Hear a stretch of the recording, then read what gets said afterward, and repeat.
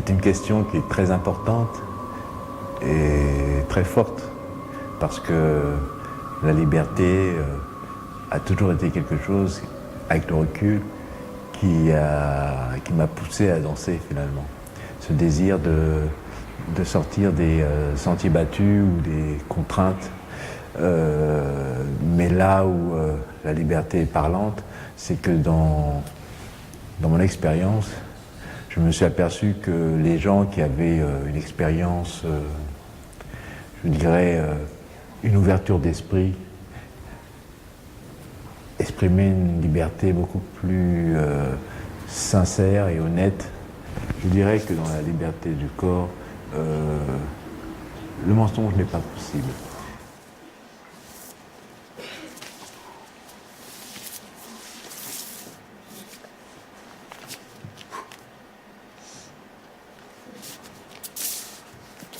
Un geste peut avoir beaucoup de significations.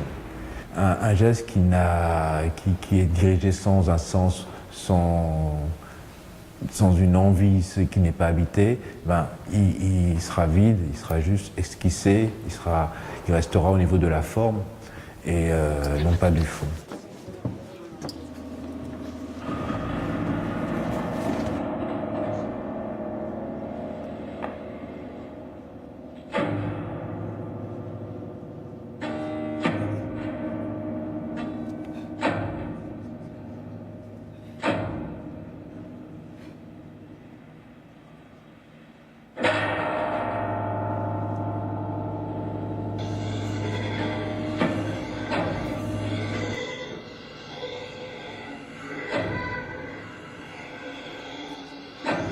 Il y a deux choses qui m'ont influencé beaucoup, c'est Kandinsky et Basquiat. Et l'un et l'autre, pour moi, avaient projeté une sorte d'énergie folle qui... Alors, moi, j'appelle ça une énergie libre, mais qui peut être perçue aussi comme quelque chose d'incompréhensible. Et c'est cet espace entre ce que l'on perçoit comme compréhensible et incompréhensible qui m'intéresse. C'est jusqu'où une liberté est considérée comme normale, ou quand est-ce que ce seuil est dépassé, ou qu'on appelle anormal, ou qui bascule même vers la folie pour certains.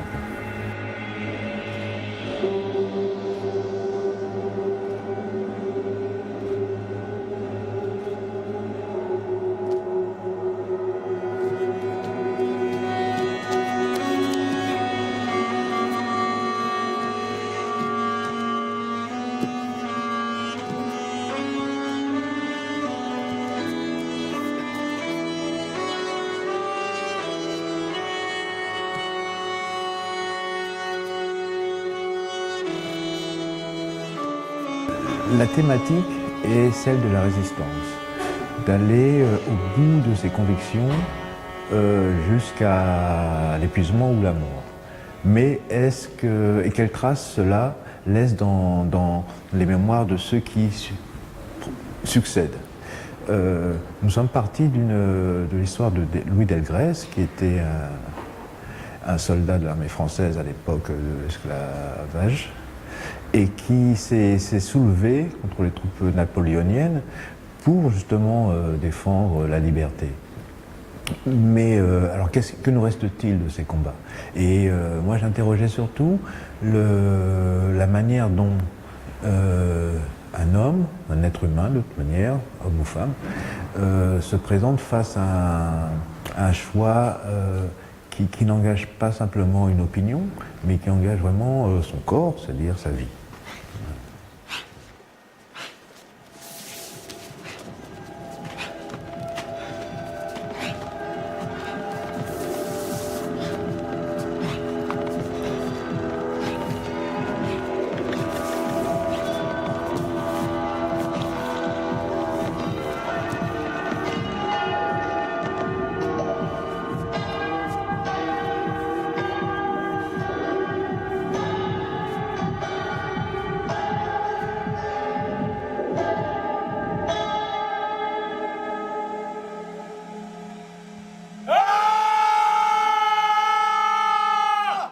fait qu'il faut toujours continuer le combat.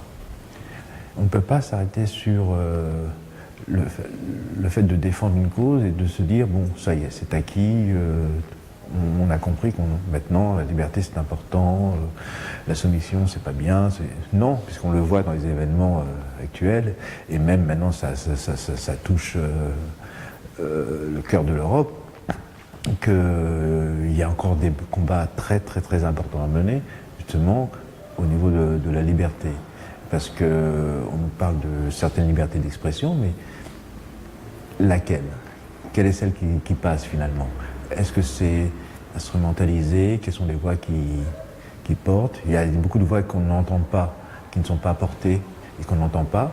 Alors voilà.